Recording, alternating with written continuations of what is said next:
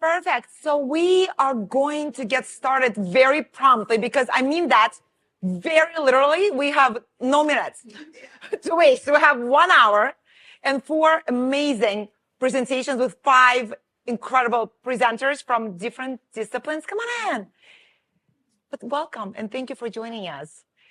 Even though I'm looking around the room, I see different schools represented.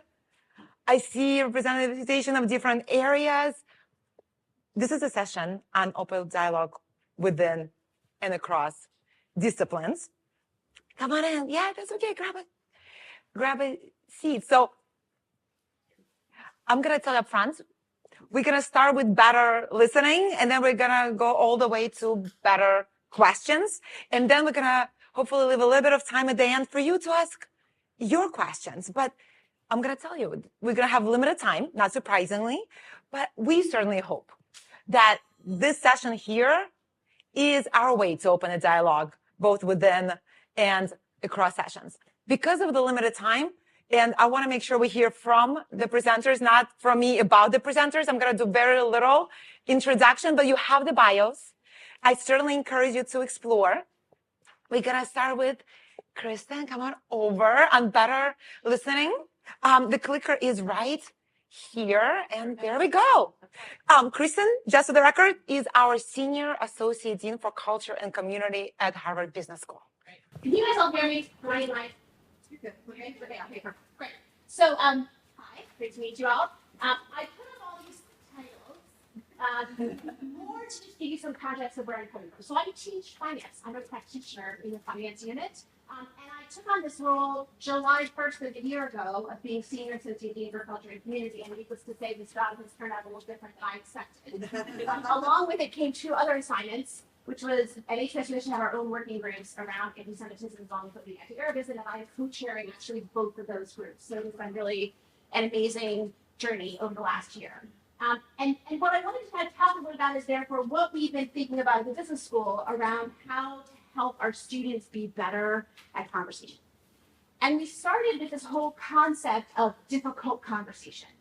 And the thing we realized as we were talking more about it was that kind of had 2 issues. Issue number 1, when you say to students, we're going to talk about difficult conversation, that actually isn't very fun, right? They don't really want to do that necessarily. And number 2, having difficult conversation presumes that our students actually know how to have easy conversation. And what we realized actually in a lot, particularly of our working group conversations, is that in addition to not having the difficult conversations, we weren't having the easy conversations. That there was so much silence because our community was really worried about saying the wrong thing that we weren't actually saying the things that stitched us together as a caring place. So as a result, we've decided instead to focus a little bit on teaching our students a little bit about how to have conversations, right? And the good news is that our students at HGSE, and I'm sure lots of places, they care deeply about building relationships. So when you walk into a classroom and you say, look, we're going to spend just a little bit of time helping you to be better in all of your relationships, that is way more appealing to them than they say, we're going to have practice having difficult conversations. So we can get them a little bit more to buy in. So we actually also happen to have in the business school a fabulous professor named Allison Wood-Brooks. She actually has a book that is coming out in January that is all about conversation. This is what she studies as her research. And so she has this acronym called TALK that is, she teaches an EC course on this, all about how to think about conversation. She has these 4 things, like the topic that you're choosing, how you ask questions, we're going to talk about that later, levity, the use of humor, and then kindness. And in our conversations with Allison, we're like, okay, we have limited time with our students. If we could pick one thing to help our students with, what is it? And we chose kindness. And in particular, we focused on the skill of affirmative listening. What we chose. So what we're doing is we're going into every one of our first year classrooms in front of all 900 students, and we're just teaching them a little bit about how to have better conversation and helping them be better conversationalists. So I'm just going to show you real quickly what we're doing with them. So the first thing, this is some work from Allison. What we're trying to explain to our students is, by the way, they think they're good conversationalists, but they never actually thought about this, right? We show this picture of Allison and we say, look, we're always often focused above the surface, right? What is the content of this conversation? What is the argument someone is making? How does it look? How does it sound? And recognize that when you're in conversation, there's a whole bunch of stuff that's happening beneath the surface, right? We know about emotions. Emotions often pop through the surface in the conversation, but anytime you're talking to someone, you have to have your radar up with the emotion that person's bringing to the conversation. And let's go one level below that, their beliefs, their values. In any conversation we have, we're going to convey something about our values, what we care about, motives. What's the purpose of this conversation? Is it to give information? Is it to get information? Is it to convince you? Is it to put forward an argument? Is it simply to be heard? Is it to get advice? What's the purpose of this conversation? What's my motive in it? What's your motive in it? And then importantly, identity, right? We all bring identity to this conversation, and thinking carefully about how identity plays in. I want to be seen as a person who is kind or smart or humble or experienced or credible. All those identity pieces come through in conversation, and too often we're all focused on the top. And to be really great conversationalists, we have to be thinking deeper. So this is the first framework we lay out for our students. The second thing we do is something super simple, where we say, if you're going to teach you how to have conversation in 3 simple steps. Step number 1, awareness. Anytime you're having a conversation, we have to start with awareness, all that stuff that's happening below the surface. Number 2, validation and affirmation. This is where we actually spend our time. And then number 3, only once you've done step 1 and step 2, which, by the way, so many of our HBS students skip, and oh, by the way, our faculty, right? Then you decide, how am I going to respond, right? Am I going to agree? Am I going to disagree? Am I going to change the topic? Am I going to move on, right? But we skip consistently in our community steps 1 and 2. Okay, so how are we doing on time? 5 minutes. 5 minutes. Oh, perfect. Okay. So I'm going to have you guys do a really short exercise, super short. So what we're going to do is we're actually going to practice a little affirmation. Feels kind of awkward, right? So what we're going to do is I'm going to ask you to turn to your neighbor, and you're going to say to them, what's making you nervous these days, right? And then the other person's going to tell you what makes them nervous. But importantly, a couple ground rules, you don't get to ask any follow-up questions. And before you say what's making you nervous, you have to validate the other person. Okay?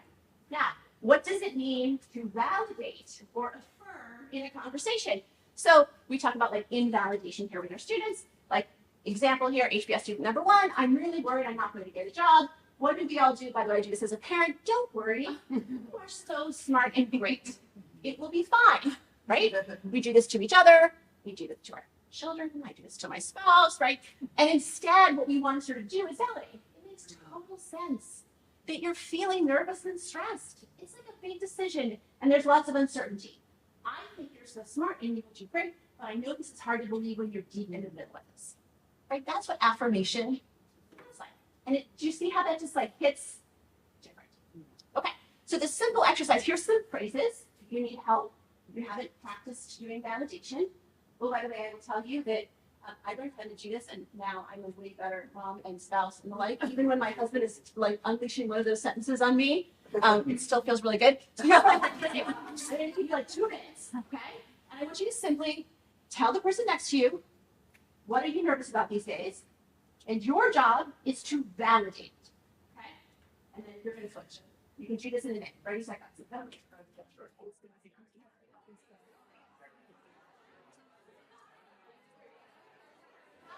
Feel to be validated.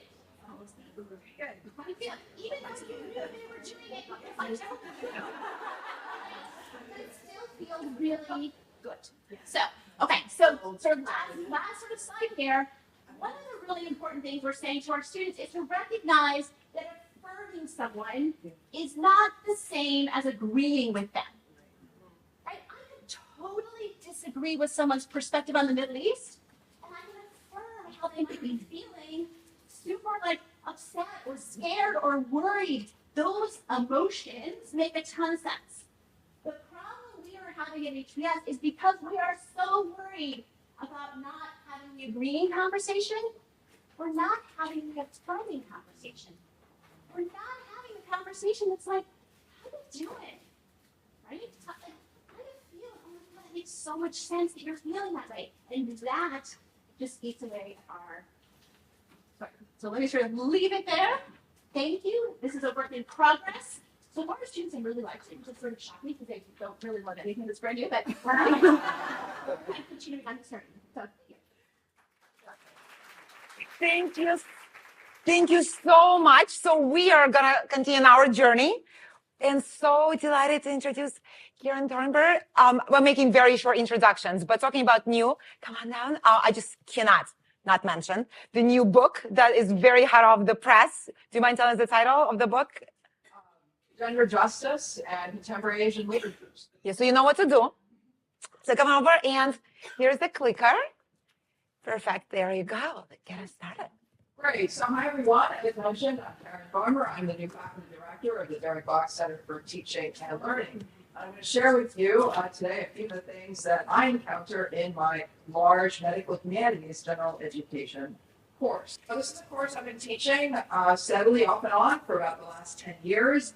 Gen Ed 1078, Disease, Illness, and Health Through Literature. The rationale for the course is pretty straightforward. At some point in our lives, most of us are going to encounter a serious illness, either ourselves or we're going to be asked to care for someone, a loved one, who has a serious illness. As COVID-19 has made glaringly apparent, racial, economic, social, and other inequalities mean that different members of society, different communities experience illness very differently, and some communities are much more vulnerable than others. So what we do in the course, and it's about 100 to 200 students every time I teach it, is engage with a diverse range of films, fiction, memoirs, creative nonfiction, life writing, drama from different parts of the world, by physicians, other health practitioners, by patients, by activists, by concerned citizens, that really help us interrogate what it means to promote healing and well-being in our personal and professional lives. So this course, not surprisingly, covers many controversial topics, as do many of my courses, or most of my courses, including the gender justice course that I also teach in college. In Gen Ed 1078, we talk about, among many other topics, racism and health. We talk about mental illness, histories of mental illness. We talk about what I've labeled here, culture, care, and family. And what that really looks at is the experiences of immigrant communities in the United States and other countries and their difficulties navigating different healthcare systems, different expectations surrounding illness, and so forth. We also talk about caregiving across borders. What does it mean if you're in one place and your loved ones, family are in another place? Different set of beliefs, different set of healthcare systems. How do you navigate those differences? And we end the course with discussions of end-of-life decisions and care. This has, for me, conventionally been the most controversial topic, just in terms of student engagement with this topic. And I started teaching Amy Bloom's In Love, a memoir of love and loss, last fall. The memoir had just come out. So I taught it last fall, and I taught it again over this summer in Harvard Summer School. I also teach in Harvard Summer School. And so in a nutshell, what this memoir does is Amy Bloom in this memoir describes helping her husband, who had early onset Alzheimer's disease, die with dignity in Switzerland via the organization Dignitas. They're American, but there's no option in the United States or in any country except for Switzerland for individuals with dementia, other brain disorders, to access physician-assisted dying. A number of states in the United States and different countries around the world do have the option of physician-assisted dying, but the hurdles are quite significant. The barriers are quite significant. In most places, you have to be within 6 months of death, and you have to be entirely with it mentally. So almost by definition, that excludes individuals with dementia, which lasts for years generally. So this book, as you might imagine, is quite controversial. The experiences described are quite controversial. And it really brings to the fore a number of fundamental paradoxes.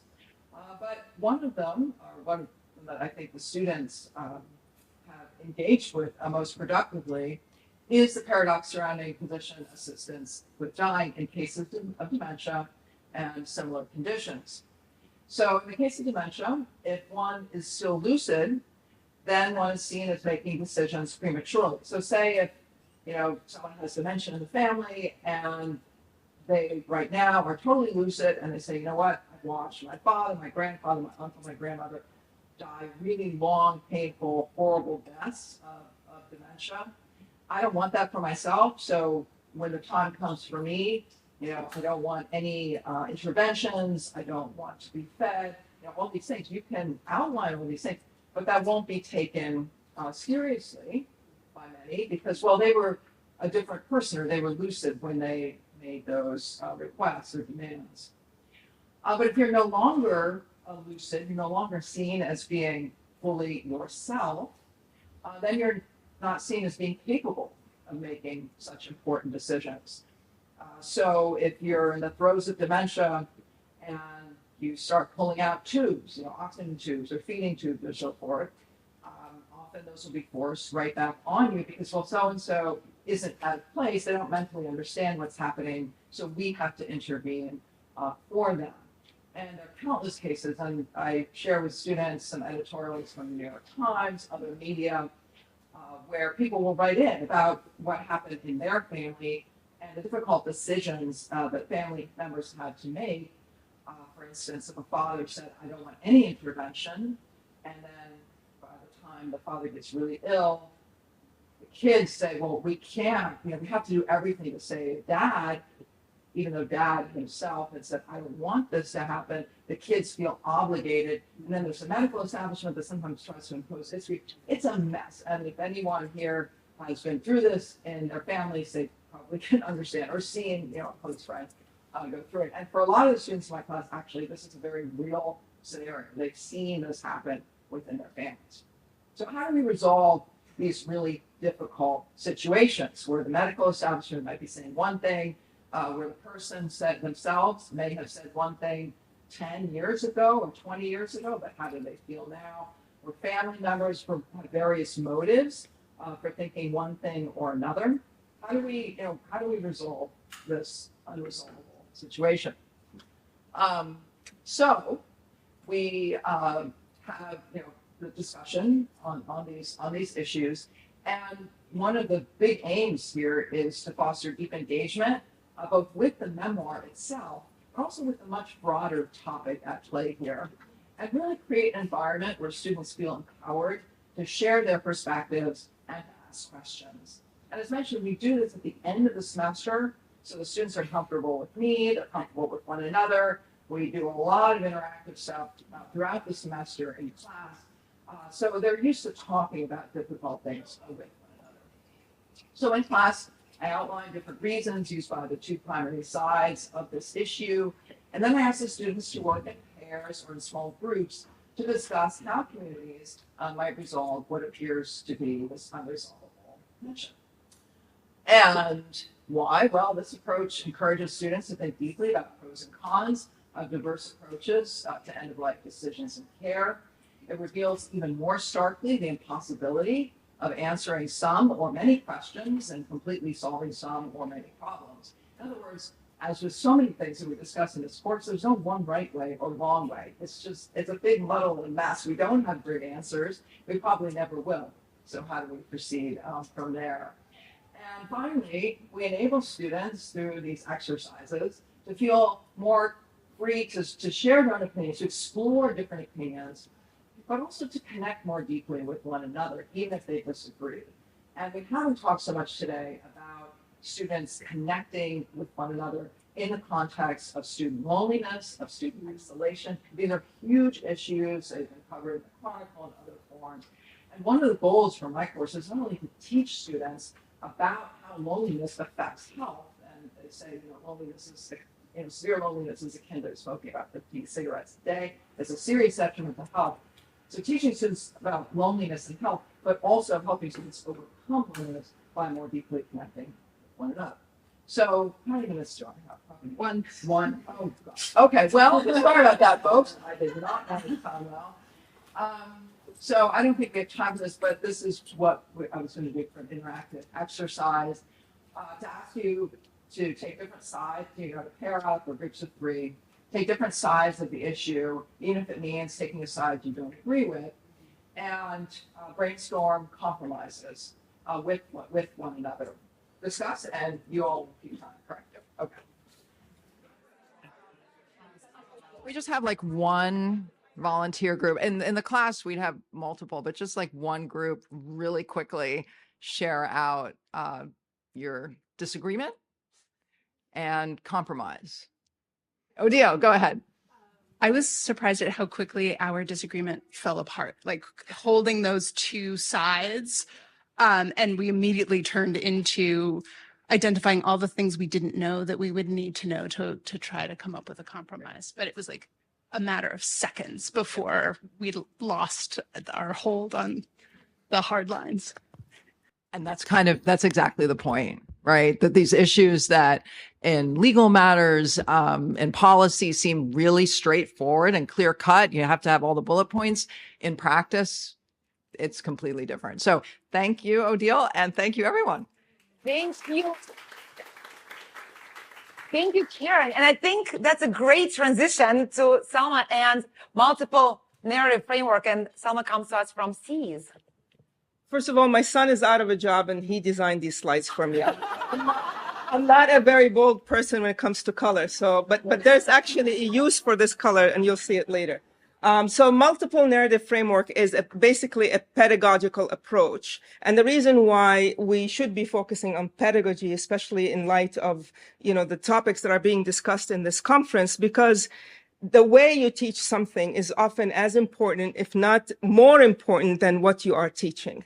And that's actually something that we adopt in C's now, and we're thinking very closely about all of these issues of how do students learn and how do we actually teach them. So I'm going to apply it to a history lesson. And the big disclaimer here, I'm an electrical engineer. I have no business telling history people and humanities how to teach history. But I was asked by the Massachusetts Teachers Association this past summer to develop a 3-hour workshop that I'm going to summarize in 10 minutes to talk about the question of Palestine and how to teach K through 12 and higher ed in public institutions about this topic. And you know, that's why I'm talking about history. So bear with me. Let's hope that, how does that work? Oh, it's upside down. The engineer can't use a clicker. All right. So multiple narrative framework. I mean, it's very obvious what it is. And I'm sure all of you are using it in your classroom. It's narration or representations where more than one perspective is represented. Nothing new here. I mean, that's what we should all be doing when we're discussing contentious issues. The reason why I'm bringing it back is because I want to activate this idea again and see how that leads us to thinking about our role as educators. Big question. We're not going to be talking about it in detail here, but I think we can all agree that given the challenges that our students face when they go into the workforce, it seems like we're moving towards these kinds of assumptions that we want to help our students apply critical thinking skills. We need them to synthesize what they're learning and come up with their conclusions. We want them to develop confidence, to become self-directed, autonomous learners, because learning doesn't end with your class. The challenge, things are changing very quickly in every field, and students need to be very apt at learning after they leave this institution, and other things having to do with collaboration with peers, self-regulation, how to be in a group, how to work with others, because when they leave our institution, they're going to actually be working with others. So we need to teach them that, professionalism and what have you. And these are things that we do and we're striving for in the engineering school. And if you agree with me about these as goals or good goals for our students, then I think you might, by the end of this, agree that we need to let students come to their own truths. And I put the word truth in yellow because, this is like, ooh, big conversation. If you're a philosophy major, you'll probably be like shaking your head. And I put it as a function of time because I'm an engineer and because truths actually change over time for us. So let's look into this. Center to what I'm going to talk about today is the fact that we have to respect students' own learning journeys. And students, they come from different social, economic, political, cultural identities. They hold different life experiences and points of view. So it's vital that we let students reach their own conclusions, that we let them shift their thinking, resolve their own contradictions, and construct new knowledge about the larger systems and the world. And the idea is if you don't do this, especially with a topic where students come with a lot of emotional baggage, historical baggage, whatever baggage you want to call it, if you try to indoctrinate them into one system of belief or system of knowledge versus another, you're going to create dissonance. And that's not good. So what is left for us to do? We as educators need to create a safe container for our students to be doing their own learning. And what that means, that's another lecture. What is a safe container? And we can talk a little bit about that in the end. And your role as an educator is to design a learning experience and to facilitate it. Students will build their own systems of knowledge as they go through this learning safe container. You have to make room for transformations and shifting their thinking. And how we do that, I can talk about it in the end if we have time. But even sometimes 1 degree of shifting their thinking might be enough for a particular student because education does not end with your classroom. You're just planting seeds for continued learning that don't end in your class. Now, what can you offer the students are frameworks for how to think about a problem, right? We do that in every discipline. And how might it look like in history? Oh, frameworks ×2. Why ×2? So students in physics, for example, you can teach them the laws of physics and then say, here's a problem, apply it, solve the problem using these laws that basically constitute the framework. Or you can design a learning experience where they're trying to solve a problem, they're collecting data, they're experimenting, and they can actually come up with these laws of physics by looking at a graph and figuring out how our two things are interacting. So I don't know if you can apply that in a history lesson, but there are frameworks in history having to do with human rights, colonialism, occupation, justice, racism, prejudice, anti-Semitism. There's even frameworks now of how to deal with anti-Palestinian bias and prejudice as well. So that's something you need to discuss with your students. And the nice thing about frameworks is that they are actually universal in some sense. Some of them are developing, but there are some universal frameworks that students, even if they know where that's going to lead them, internally they believe in that framework or they want to apply it, but they struggle to apply it. So establishing those frameworks are very important. And what they are in what you're teaching is I'm not an expert in history, so I'm not going to delve into that too much, but you know what I mean in your own field. So the word narrative comes in this multi-narrative framework. And we're talking here about the elephant in the room, right? What is the elephant in the room? Can anybody guess? The conference. Not this room. Palestine, Israel. Let's face it. This is what really broke this university and got us here and to discuss, an issue that is very contentious. So I'm going to be very open about that. I am Palestinian, and that's why I was asked to do it. I'm a pedagogical fellow. So I did this workshop at the MTA, and I'm trying to see if what I learned by developing this workshop actually helps us move forward in our thinking about what to do as educators. So now with the Palestine-Israel question, there are history books by very established authors on the same era, same events, with very different perspectives. Maybe even the same publisher.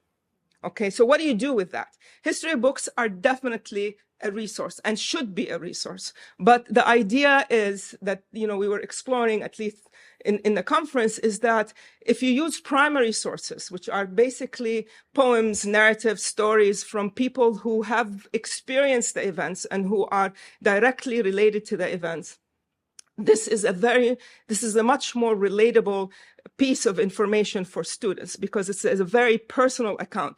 And in fact, we know that history exists in people's thoughts and assumptions. When you go to a Holocaust museum, you read these heart-wrenching stories about what people experienced. And that's how history is made, is by people's stories and accounts of what happened at a certain time. So, what I'm trying to say is with this topic, maybe what you want to do is balance this idea of history as a discipline based on facts. Please pay attention to the colors.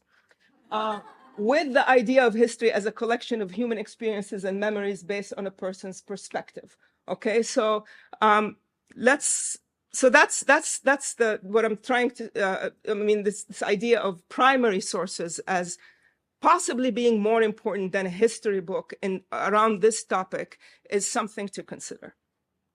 So what about the word multiple? This was my slide, by the way, can you tell? Multiple narratives. So yeah, there are multiple narratives. And we heard from one of them, people with authority have certain narratives about the Palestine-Israel conflict. Or impasse, or whatever you want to call it. Do you put them against each other? Do you introduce one in the beginning and one in the end? That's up to you, and that's like the pedagogical design, and it depends on what it is that you're trying to function with the students.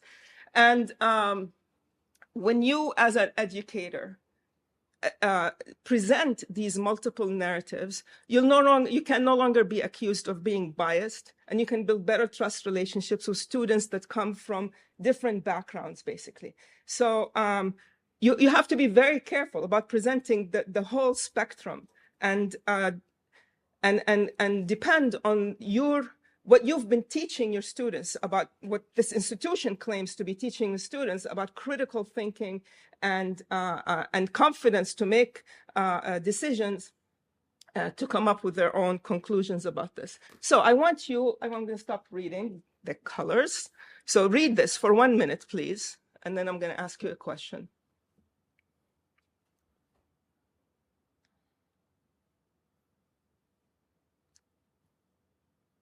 If you're done, raise your hand so I know that you're done, please.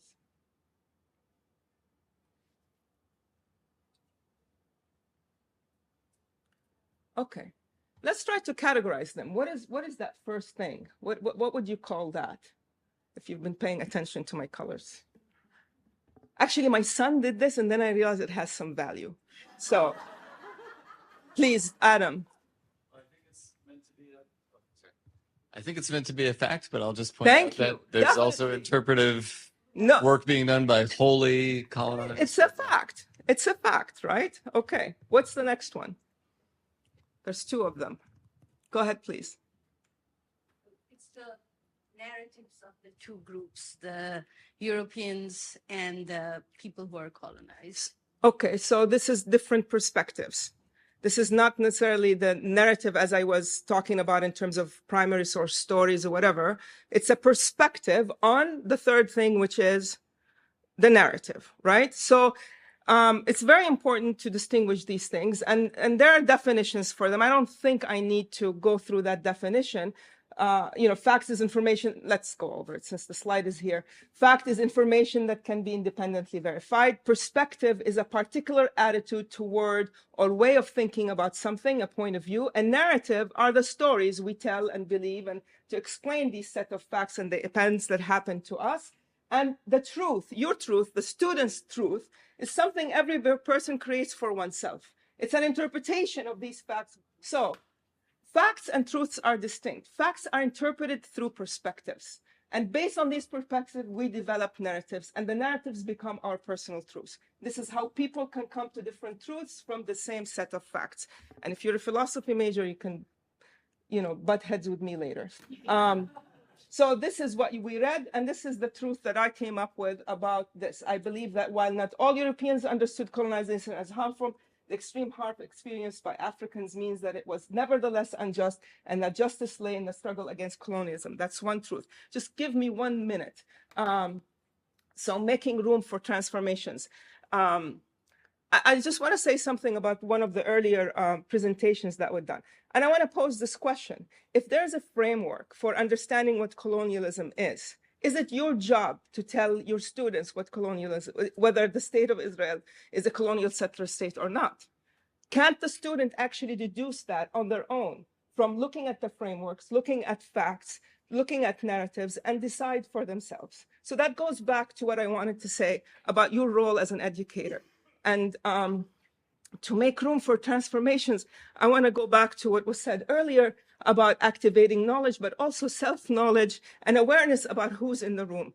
Recently, I discovered this wonderful resource, and I'll put it on the screen in the very end. Civic self-portrait that you share with everybody in the room when you're discussing topics like that. And that includes what influenced you in your life, who influenced you in your life, what's the history of your family, what are your values? God forbids we agree on values, but let's at least share those values and see what everybody believes in.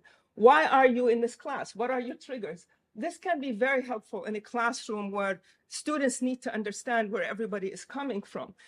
You need to make students aware of their privilege in relation to all of these things, power relationships, belonging, systems of operation, and you need to help them anticipate and acknowledge and balance emotional with cognitive components. And just very quickly, you have to have a community agreement. You have to be with your students in agreement. You can co-create it. You can start with something and they can build it together.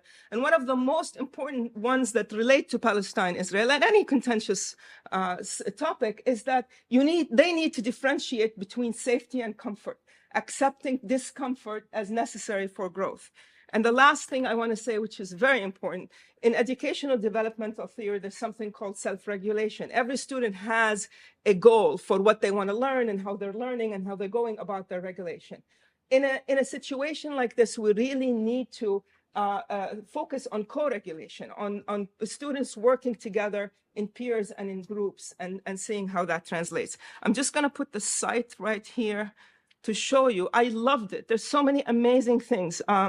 The Courageous Conversations Compass, a Civil Portrait, how to create community. This is a wonderful resource. Everybody should be aware of that and use it in a classroom where these kinds of things are an issue. Thank you, and sorry for going over.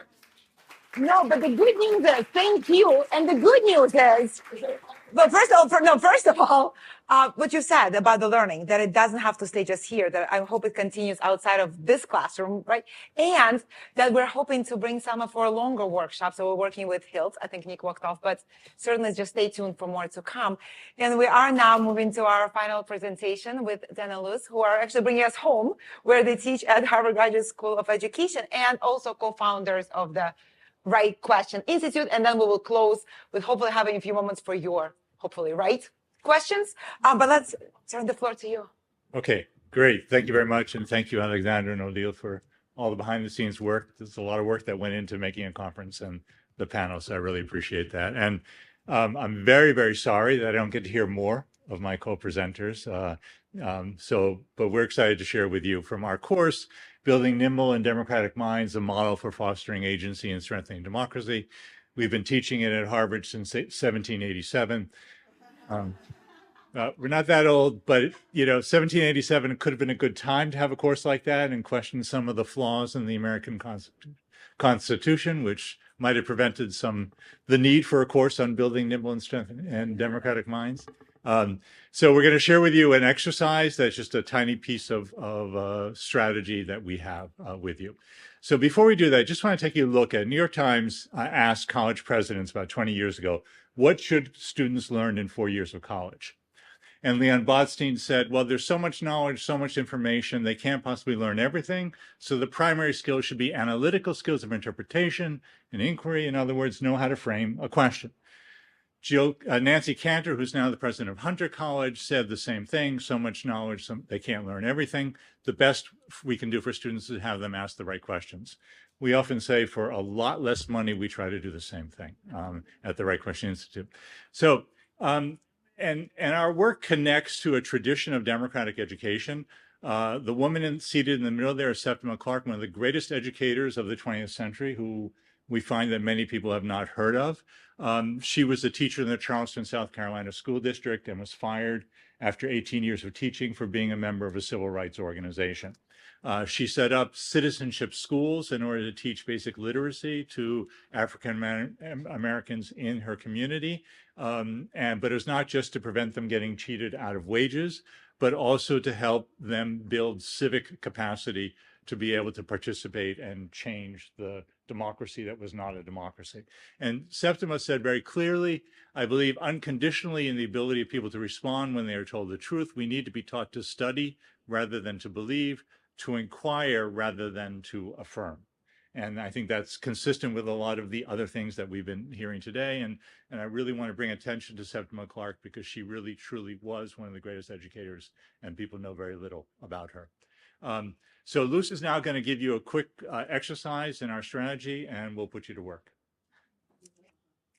Thank you, Dan. All right, so it's like work time.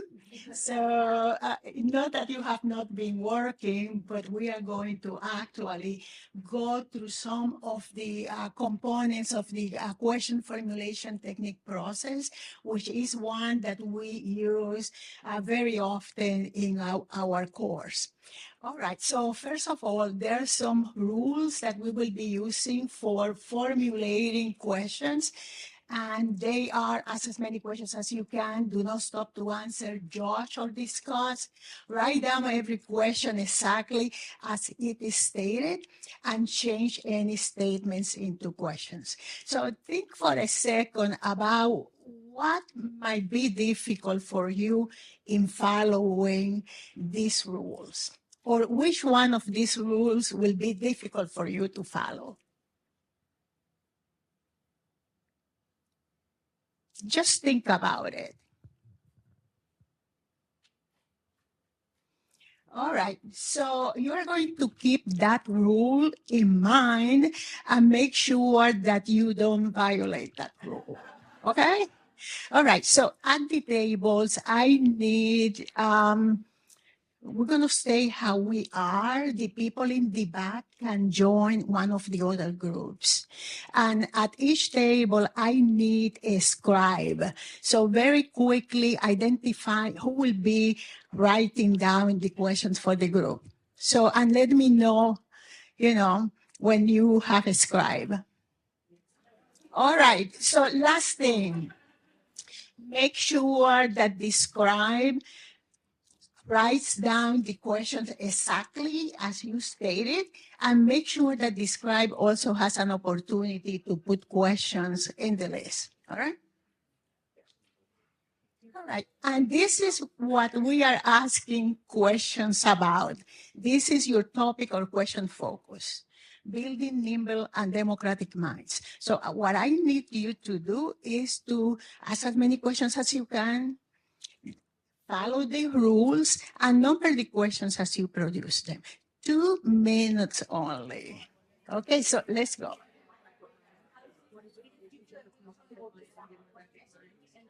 Our next step is to review our list of questions and choose two questions that you would like to explore further. Minute and a half to do that.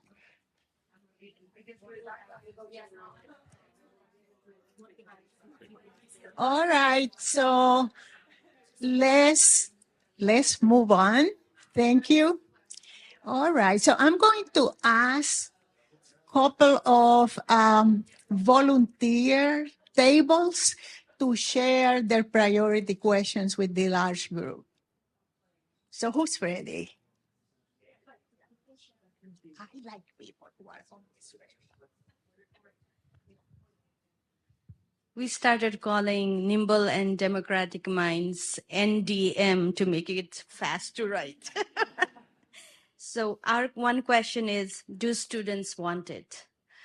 The next one is, should we do this in all cultural context? Thank you. And what numbers were they in your list? How many? Numbers 6 and 8. How many? 10. Thank you. So who else? I see the eagerness. Thank you. So the first one that got a vote was what's so great about democracy? And then how will we know if we've done it? How do we assess it? And those were questions 5 and 10. Thank you. All right. Leave your blue books, your papers on the table.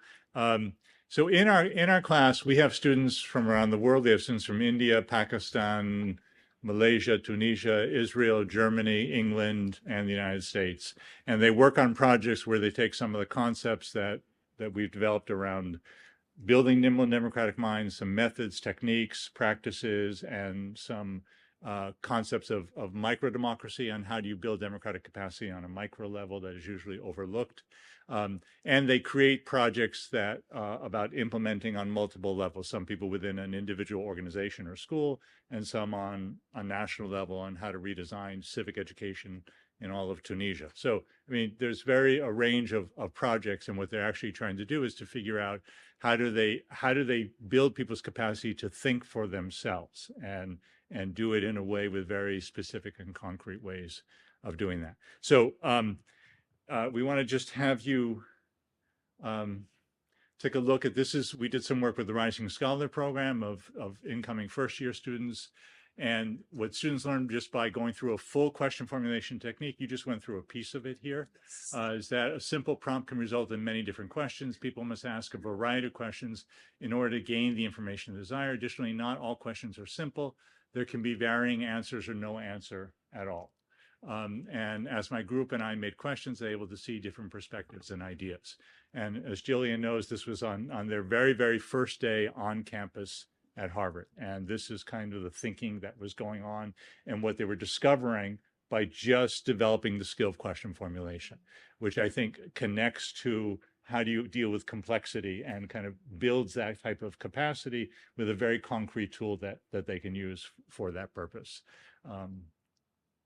This is the full question formulation technique.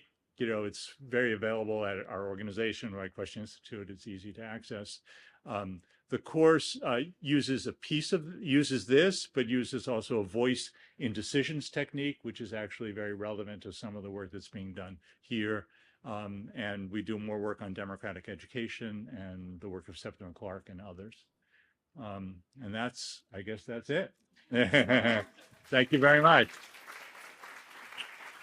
Thank you. And also, that was a teaser. So we're also hoping to bring a fuller workshop sometime, maybe even this semester, but certainly within this academic year with Hills. So as I promised, we will be very short on time. So maybe we'll have time for just one question. And maybe we can also just, if you have others, stick around. But like I said, the goal is for us to start thinking of questions, better questions, and continuing the dialogue. Any one burning question I think would be really important for all of us to even maybe think about as we're living? Yes. Oh, wait, we need yeah. So I'm just wondering what you think about in terms of how we can tear down the barriers that separate different disciplines, both for faculty and students, because I think different disciplines have different epistemological beliefs about what truth is or how to get reliable, how research is done, etc. So for interdisciplinary fields like education, students are reading across disciplines, and how to help support students in that. In doing that, and also how to promote dialogue among faculty from different disciplines. Oh, this is like a perfect conclusion. First of all, I think this, you're here, you're doing it right now, but beyond this, any additional thoughts on how we're doing this? And let's see where's, yeah, perfect. Okay. So here I am, an engineer, trying to tell a philosophy major what truth is. I mean, I need help with that. So I'm going to just echo what Alexandra said, is that there needs to be more discussion and more. I mean, this was an idea that we came up with, a colleague of mine and I, about how to deal with the Palestine issue in K through 12. I would love to try it out with more people and see how it would plays out in other disciplines and whether it would hold or not. So more conversations is indeed the answer. And we certainly have more, but go ahead. Yeah, so just building on that, I think in one of my fields, medical humanities, is by definition very interdisciplinary, right? We have the sciences, we have social sciences, we have humanities, and we have arts, right? Creation and the students doing their own art creation. And so what we try to do in my course is bring in those different perspectives and say, well, how might a scientist look at this particular issue, or how is this issue discussed in the science, social science, humanities? And we have the students look at different disciplinary perspectives, and then they come to understand that even though these perspectives seem to be so different and approaches epistemologically seem to be so different, there are actually a lot of commonalities and threads tying together. So on the one hand, we're teaching students to appreciate different disciplines and how we've organized knowledge. But at the other hand, we're showing that a lot of these barriers that we kind of take for granted are really artificial, and they're quite constructed. And it's actually really easy to talk across disciplines if we just tone down our jargon a little bit. So, yeah. But I just want to echo the sense of collaboration.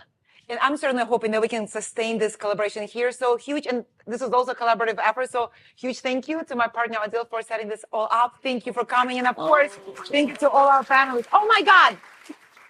I'm just an HBS style, like we have to end on time, but who am I to stop the conversation going? Let's keep going. Thank you. So, one of the things that I like is how, some of the values, some of the ideas, some of the ways of working can be shared across disciplines. And I'm saying that because that's what we have heard from our students in the course, that they can apply, the skill of asking questions that usually is not deliberatively taught into the different classes, but also in their daily lives, in jobs that they will be looking for. One thing that we do is to teach them how to do the work, how to facilitate the same learning that they are experiencing into their projects and with other people that they interact with. So there is hope, a lot of hope that can be done. Yeah. Thank you. I already said my thank you. So if you want to stick around, honestly, genuinely, this is the best.